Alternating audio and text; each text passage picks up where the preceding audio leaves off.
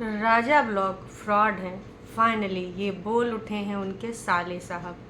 विगत कई दिनों से जो हम सीरीज़ देख रहे थे, पार्ट 1 पार्ट 2 न जाने कितने पार्ट आ चुके हैं, उसमें राजा ब्लॉग ने सिर्फ अपने साले को ही नहीं, अपनी बहन को कभी तो उसको लेकर वो दुखी हो जाते हैं, कभी उनको ऐसे ऐसे शब्दों से नवाजते हैं जो कि बहुत ही घटिया हैं। वो शब्द यहाँ बोलने भी नहीं चाहिए।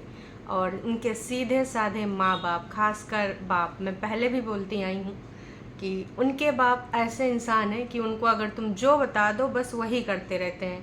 कई बार राजा ब्लॉग्स के जो रील्स हैं, शॉर्ट्स वाले वीडियो हैं, अगर उन पे देखो तो भाई साहब वो बस पीछे कहीं हिला करते हैं या फिर जो भी बोल दो वैसा किया करते हैं।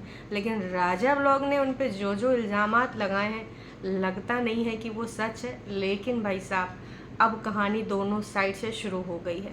वैसे इस चीज़ का सबको पता था कि आज नहीं तो कल भाई जिनके ऊपर इतने ज़्यादा इल्ज़ामात लगा रहे हैं उनका रिप्लाई तो आएगा आएगा, क्योंकि ये इतने सारे पार्ट्स और राजा ब्लॉग्स के जो ये पार्ट आए हैं ये सारे इंस्टाग्राम पे आए। चाहते तो ये यूट्यूब पर भी डाल सकते थे पूरा जो भी इनका था, है ना, बातचीत, जो भी इनको लग रहा था कि इस बंदे ने मेरे साथ ऐसा गलत किया, फलान ढमाक, जितने इल्ज़ामात लगाने थे। लेकिन सारे इल्ज़ामात इन्होंने एक एक मिनट के क्लिप बनाए हैं इंस्टाग्राम पर। वहाँ पर कई कई मिलियन एक एक क्लिप पे भाई व्यूज़ आए। मतलब कमाल है। इसमें भी फॉलोअर वाला सब सीन चल रहा है। खैर, इनके साले का क्या कहना है पहले आप ये सुनिए।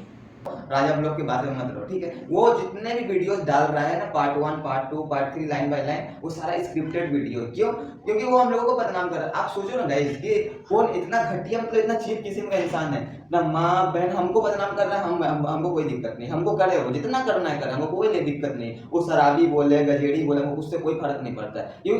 हम ऐसा रहेंगे तभी तो हमको फर्क पड़ेगा ना। हम ऐसा है नहीं तो हमको कोई फर्क नहीं पड़ता है। दूसरा नंबर गाइस, बात ये है कि अब हम आपको उसका थोड़ा रूबरू कराते हैं उसका सच्चाई से, ठीक है। उसका सच्चाई हमको ये बताना है।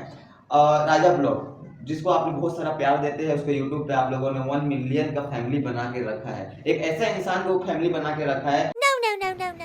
तो भाई इन्होंने इतने पे ही नहीं रुका, बहुत सारे इल्ज़ामात लगाए हैं कि भाई वो दूसरों को चीट करते हैं, फ्रॉड करते हैं, बहुत सारे लोगों से पैसा कमाते हैं और उसके बाद चैट करते हैं, फिर डिलीट कर देते हैं, और न जाने कितने कितने इल्ज़ामात। साथ में ये भी दे दिया सफ़ाईनामा कि भाई मुझे वो जो कहे फ़र्क नहीं पड़ता। फ़र्क तो पड़ता है। अगर फ़र्क नहीं पड़ रहा होता तो आज आप यहाँ वीडियो ना बनाए रहे होंगे, है ना, और ना ही बनाए रहे होते। तो देखिए, अब तमाम लोग ये भी कहेंगे कि भाई अगर इतने इल्ज़ामात लगे थे तो वीडियो बनाना लाजमी था।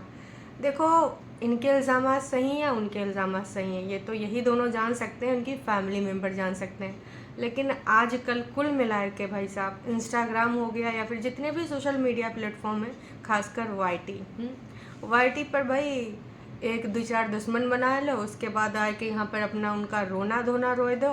और अगर तुम्हारे थोड़े मोड़े सब्सक्राइबर्स हैं, राजा ब्लॉग तो बहुत बड़े ब्रांड हैं, बहुत बड़े नाम है और बहुत बड़े इनके काम भी हैं, सबने देख रखा है।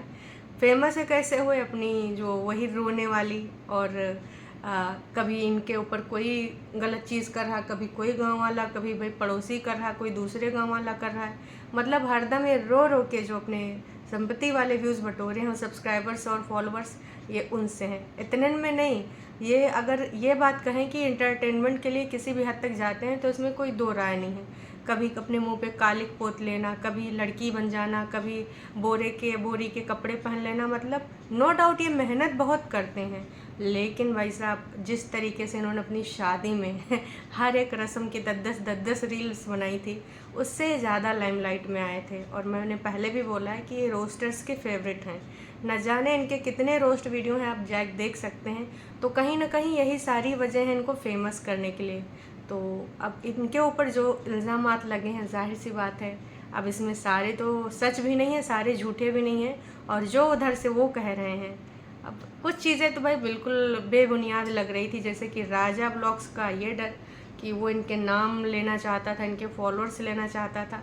तो देखिए, किसी के फॉलोअर्स और किसी के सब्सक्राइबर्स आप ऐसे नहीं ले सकते। एक बार आपको कोई देखने आएगा, 2 बार कोई देखने आएगा, अगर आप पसंद नहीं आओगे नहीं आएगा। फिर इतने छोटे से क्रिएटर से डरने की कोई बात नहीं। अब असल रीज़न ये है कि वो छिल जाने का डर था कि भाई फॉलोअर्स छिन जाएंगे, सब्सक्राइबर्स छिन जाएंगे, या फिर कुछ और कहानी थी।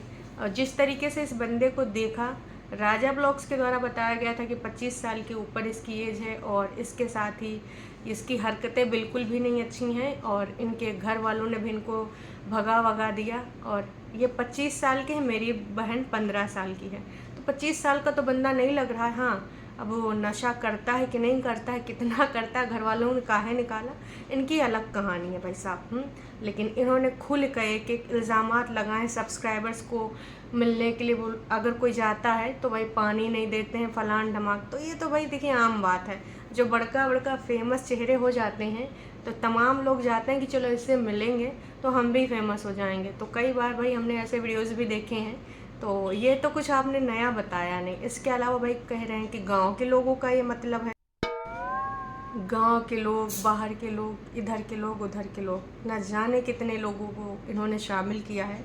और बार बार बस ये सफाई नामा देते रहें कि नहीं मुझे तो फ़र्क नहीं पड़ता है, और फिर ये सारी चीज़ें बोल भी रहे हैं। तो फ़र्क तो दोनों पार्टीज़ को पड़ रहा है। सबसे बुरी बात जो मुझे ये लगी, जो ये फैमिलीज़ को शामिल कर रहे हैं, चाहे किसी की भी हो, है ना।